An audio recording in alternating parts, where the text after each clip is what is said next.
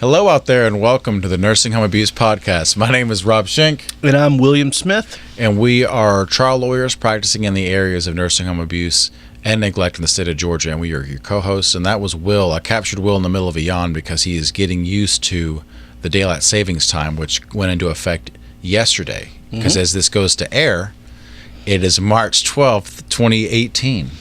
3 days away from what? Wait, don't tell me.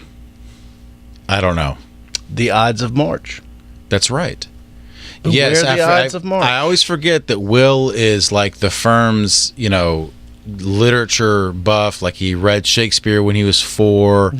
He was the only kid walking around with, Vision streetwear saying, "Hey, beware the Ides of March, full fathom 5." Where am I walking around, though? Because you understand that I live in the middle of nowhere. Yeah. I have no neighbors. It's a dirt road. So all you had were books. Or the outdoors. Yeah. And snakes. And snakes. And we know from previous episodes that I was an expert of herpetology as a child. Whenever we're able to accept phone calls during the podcast, I'm going to have your mom call in to verify whether or not you, in fact, were an expert at snakes. Yeah, we'll just have her come on and I'll say, "Mom, who knows the most about snakes?" And don't give her any cue, and she'll say, "Well, you do, honey."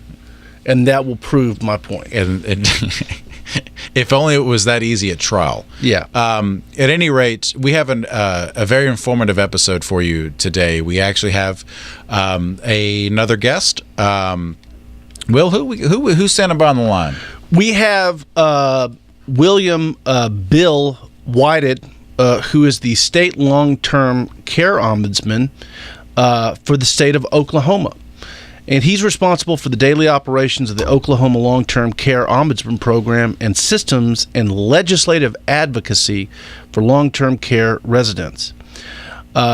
He oversees an office of 24 paid ombudsmen and about 100 volunteers in 77 counties throughout Oklahoma.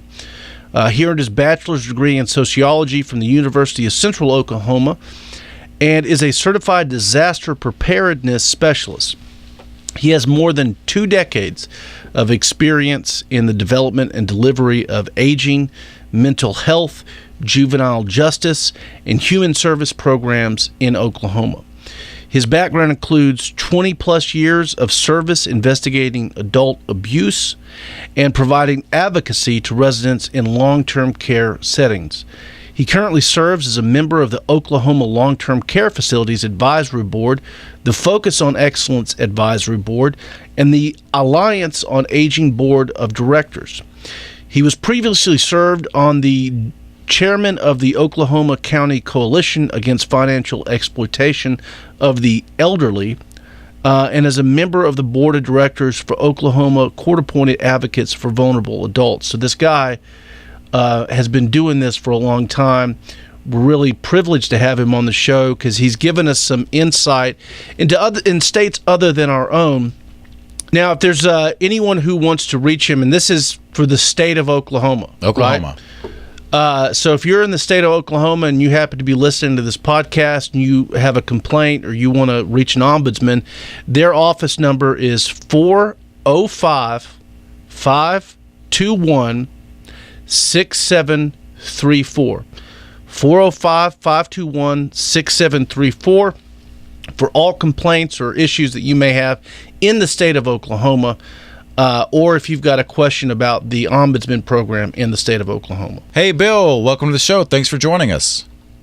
Well, thank you for inviting me. I'm happy to be here. Fantastic. Well, look, Bill, you're kind of you're a veteran. You got some knowledge that our audience, it seems, at least from my anecdotal evidence, is always wanting to know is what is an ombudsman?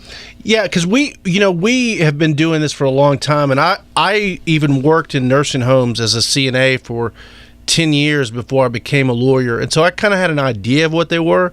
But I'll be honest with you, I didn't really learn everything about what you guys do until I went to that conference and I met our ombudsman, who's Melanie McNeil, who's just an absolute passionate advocate. We love Melanie. And it was just fascinating to learn about you guys. So can you tell us a little bit about what ombudsmen do? You betcha. And first, I must say that ombudsman, that's a little bit of a strange word. So the history of ombudsman is that it's a word of Swedish origin. And back during the transition from the Swedish government from a monarchy to a democracy, they created an ombudsman position, which basically means citizen advocate. It's kind of a go-between between the government and the citizenry. Now, that's how Sweden used it. And back during the early days in the development of the program, C. Arthur Fleming was the individual who came up with the concept to employ an ombudsman in the long-term care arena. So basically is what was developed here in the United States is that we'll create an ombudsman that will act as a resident advocate that is independent from the facility and is able to look into concerns or complaints that the residents may have. And then we take it a step further as well, not only providing that face-to-face bedside advocacy to the residents, but also monitoring systems to make sure that they're functioning appropriately to meet the needs of the long-term care residents. And part of that includes legislative advocacy. So we work directly with legislators as well to make sure that, laws are being passed that are helpful to residents of long-term care facilities and the overall aging population, and not harmful. So tell us about like a typical situation where a long-term care resident's going to call and ask for help for you guys. Okay. We investigate many, many different types of complaints. We have 128 different complaint codes. And keep in mind, an ombudsman is not an enforcement entity. So we're not out there investigating complaints in the aspect of trying to write a fine or a deficiency or something of that nature at the facility. We're investigating problems that residents may have.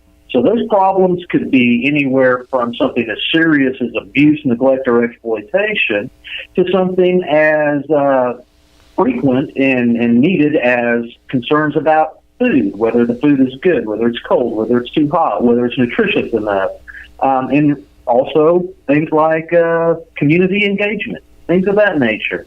And we're out there to basically investigate any type of problem that a resident is having and trying to reach some kind of resolution that is agreeable to that resident, to that problem, and ultimately, hopefully, fix it, not only in the short term, but in the long term. I got you. And so so it's my understanding they could call you really about any issue that they're having. I would imagine you guys get a lot of calls on a daily and weekly basis. Is that true? Oh, absolutely true. Now, keep in mind, I'm speaking specifically from the state of Oklahoma. So of course. The information that I'm going to share with you is, some of what we have here in Oklahoma. But every state in the nation has an ombudsman program. And here in Oklahoma, we utilize a core of 24 paid long-term care ombudsmen, and then we have about 100 volunteer ombudsmen throughout the state.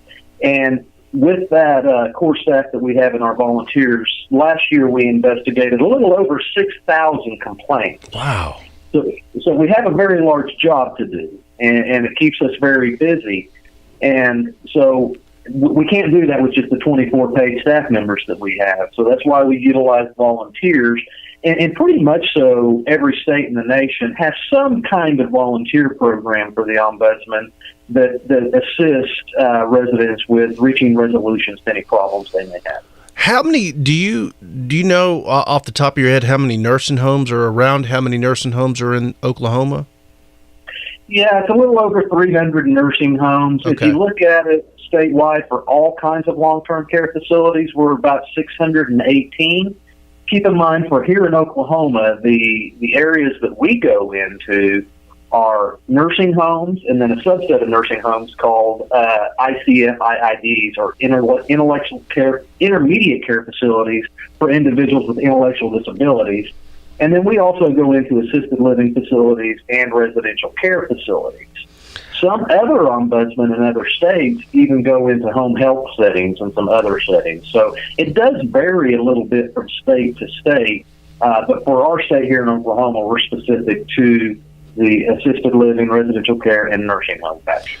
Well, it kind of blows my mind to think that, 24 paid ombudsmen and then 100 volunteers, 124 people are able to travel the entire state and assist all these individuals making complaints. I mean, is it just round the clock, constant? It is very busy. There's no doubt about that. And the complaints come in quite frequently and regularly, of course. And I'll give you an example here in Oklahoma.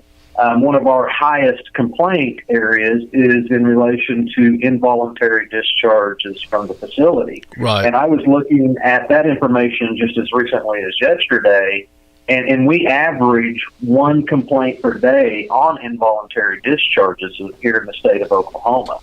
And we have seen that as a trend throughout the country. It's not just Oklahoma that has a large number of involuntary discharges. Typically across the country, that's one of the number one complaints ombudsmen receive. Now, who are these, for Oklahoma's purposes, who are these volunteers? Where do they come from? What's kind of their experience level? We recruit volunteers from many different walks of life. Now, keep in mind, all ombudsmen are here in Oklahoma required to go through a national fingerprint background check, and they're also required to be free from conflicts of interest. For an example, they wouldn't be allowed to work for a long-term care facility and be an ombudsman. That would be a conflict of interest. So we reach out to different civic organizations, and we recruit volunteers. And when a person has expressed interest in becoming a volunteer here in the state of Oklahoma, we provide them with a free 2-day training. And after they go through that training, we will get them, after they pass their background checks and everything, assigned to a specific long-term care facility in the community in which they reside. We want the ombudsman to be a member of the community that they're serving in. That way they have a buy-in, and the residents many times know that individual. The staff members many times know the ombudsman prior to them even becoming an ombudsman. And it helps build that rapport and overcome any problems and dialogue if you are part of that community and people know who you are. So that's how we approach it here in Oklahoma, is to try to reach out to those individuals within the community who want to give back and are willing to go in and help residents investigate problems and concerns they may have and try to come up with some kind of resolution that will overcome those issues. And so here in Georgia, Melanie McNeil is our state ombudsman, and she's located in Atlanta, Georgia, and she oversees all of 150-something counties in Georgia. I don't know why we have so many counties, but 150-something counties. So I guess you guys are set up the same way. Where are you located in Oklahoma? Now, here in Oklahoma, I'm located in Oklahoma City, and we have 77 counties in the state of Oklahoma that we cover. And I have satellite offices. I contract with the area agencies on aging throughout the state. We have 11 here in Oklahoma. And the area agencies on aging house our ombudsman supervisors throughout the state. So we have staff physically located in geographical areas throughout the state of Oklahoma, but my office, the state ombudsman office, is located in Oklahoma City. I got you. And so I don't know if you attended the conference. Did you go to the conference back in November? Were you able to make it? No, you're talking about the Consumer Voice Conference? The Consumer Voice Conference, yes, sir.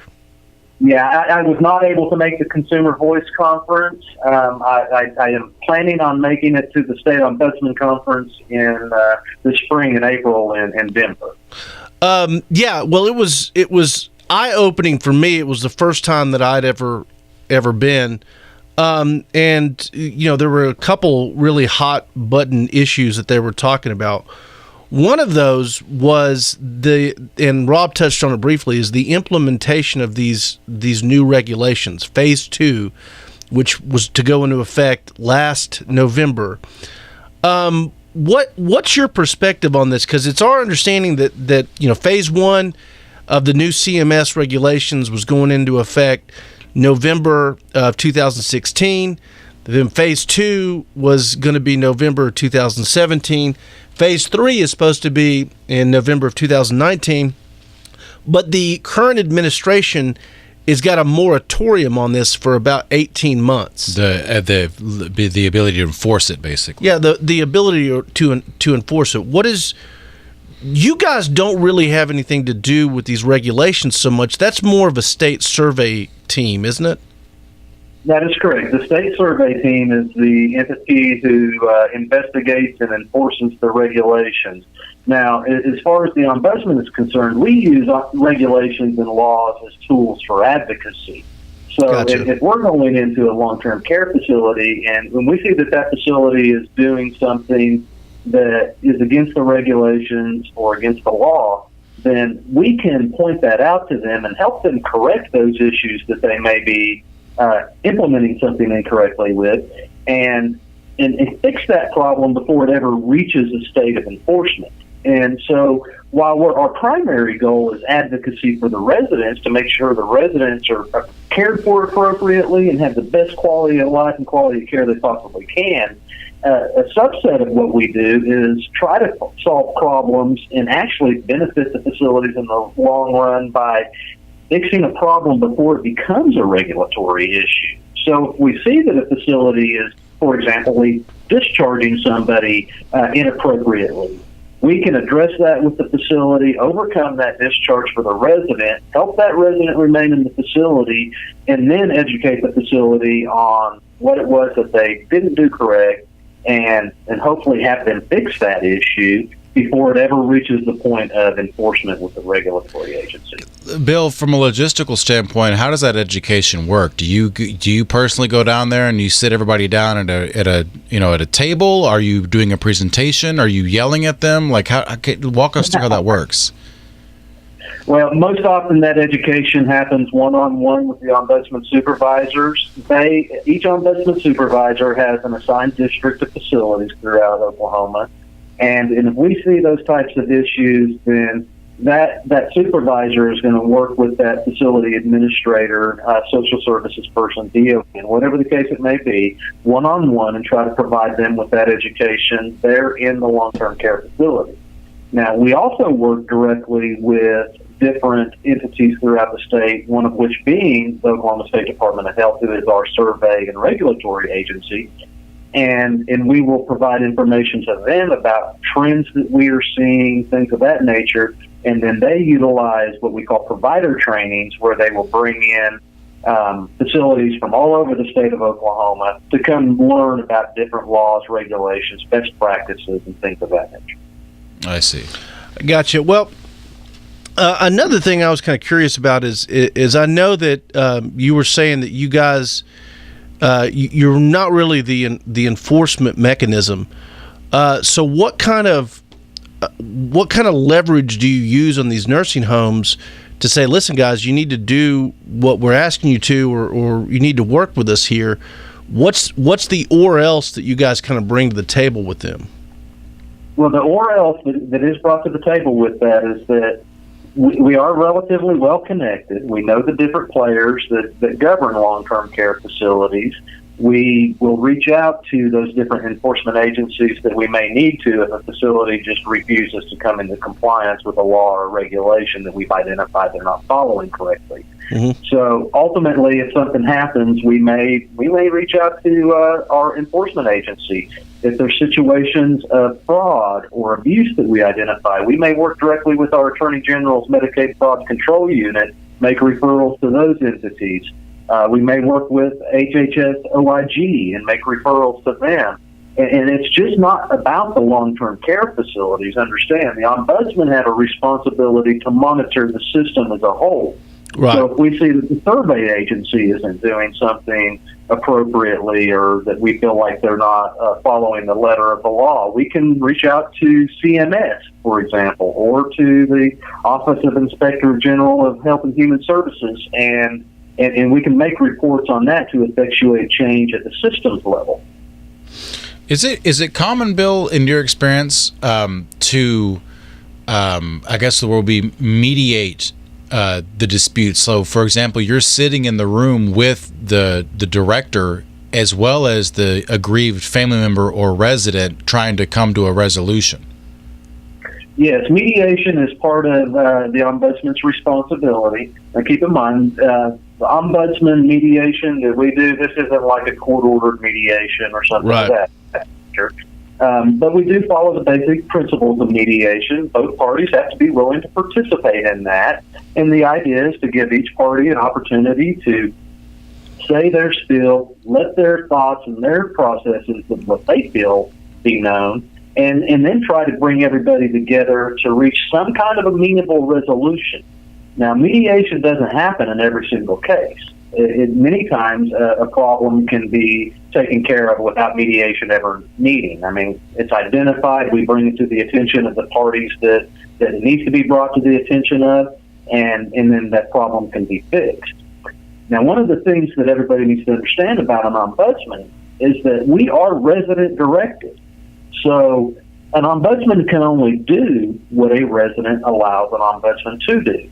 So if we go out and we get a complaint, for example, from a family member, and we go out and we see our residents and we sit down and we talk with them, and the resident says, yeah, my daughter has a problem with that, but I really don't. Everything's okay. I don't want you to do anything about it. Then at that point in time, we're not going to take any action because it's the resident that we serve. Right. And the residents are the ones that have the authority to give us consent and permission. Now, there are some residents who don't have that mental capacity to give us that consent and permission. And in those situations, we look to legal representatives to give us some guidance or direction, unless that legal representative is part of the problem. And then we have some authorities under federal rule and federal law to take steps in those situations to address if a guardian is not acting appropriately or not acting in the best interest of the resident. And do you find, do you get a lot of family members complaining and contacting you in cases where the resident doesn't actually want your intervention at all? I would say it happens fairly frequently, but it's not what I would describe as rampant. Gotcha. We may get out there and sit down and talk with a resident and discover that, but the majority of our cases that we get, residents identify that, there is an issue or a problem that they want that they have concerns with, and we'll try to help them fix that based on what they guide us and what their wishes are. And sometimes a resident may say, there's a problem, but I don't want you to tell anybody right now because I'm fearful of retaliation. I'm afraid they're going to ask me to leave. And we try to set residents at ease and remind them that retaliation is actually against the law, but just because something's against the law doesn't mean that it doesn't happen. And many times residents are fearful to move forward, and it takes the ombudsman to sit down with that individual and build rapport, build trust, and ultimately, once that rapport and trust is built, usually residents feel more comfortable with addressing their concerns at that point in time. Oh, I completely understand that and sympathize with it. Rob and I have actually have gone into nursing homes a couple of times to visit clients. Not really in costume or anything, but wearing like sweatpants and a sweatshirt, because whenever we go into some place, two guys in suits, the residents get concerned there's going to be some sort of retaliation, that the staff's going to be mean to them. And you're absolutely right. It's illegal for them to do that, but it's also illegal for them to do a lot of the other things that make either us or you necessary in the first place. Correct. It's a sad situation. I was curious about this. One of the things that I saw family members complain about a lot, and I never really knew how to handle it as a CNA, but do you come across a lot of family members complaining about relationships in the nursing home? Like, mom is now in a relationship with somebody that she met in the nursing home. We don't want her to do that. Do you see that often? I see it often enough that it's always on our radar. Sure. It's not one of our top complaints, but we do have situations where, mom or dad enters into the nursing home and they befriend somebody else, and they may start engaging in romantic relationship even. And residents have a right to have relationships in the facilities. And now there's some fine lines with that. And because, a person who doesn't have mental capacity may not be able to legally consent to some kind of intimate behavior. Right. Many times it's not even intimacy that the family's worried about. It's the fact that, mom's sitting in the common area holding hands with this strange man that they don't know, and it makes them uncomfortable. And every now and then we do get those types of complaints. And we take it on a case-by-case basis. We always go out, we talk to the resident, find out what their wishes are, try to ascertain what degree of mental capacity they have. And if the resident wants to have that type of relationship, then we're going to advocate for their right to engage in a relationship of their choice, as long as they have the mental capacity to understand what they are doing. Right, because at the end of the day, like you said, you guys are advocates for the resident, not necessarily their families or their loved ones, but it's the resident. It's resident-centered advocacy. Absolutely, and it's only when a resident can't give us guidance and direction that we're going to look to others, and typically, we look to legal representatives, and then if there's not somebody to act on their behalf, then the law and regulations gives us the authority then to start acting in their best interest. Bill, we very much appreciate you being on the podcast. You've been fantastic. A lot of valuable information. Our audience members, I know, will very much appreciate it. We very much appreciate your time. Thank you, guys. You have a great day. You too. Bye-bye. Awesome. Okay, this is what threw me for a loop, is I've only known a handful of people from the Midwest, and their accent was like a middle-of-the-road accent. I feel like he had, if he would have said, I'm from Arkansas, I would have been like, okay, that makes sense. Oh, I could totally see somebody from Oklahoma talking like that. Yeah. Okay. Anyway, well, a lot of good information, and that's going to actually conclude this episode of the Nursing Home Abuse Podcast. As always, you can watch the podcast on YouTube or at our website, nursinghomeabusepodcast.com, or if you care to listen,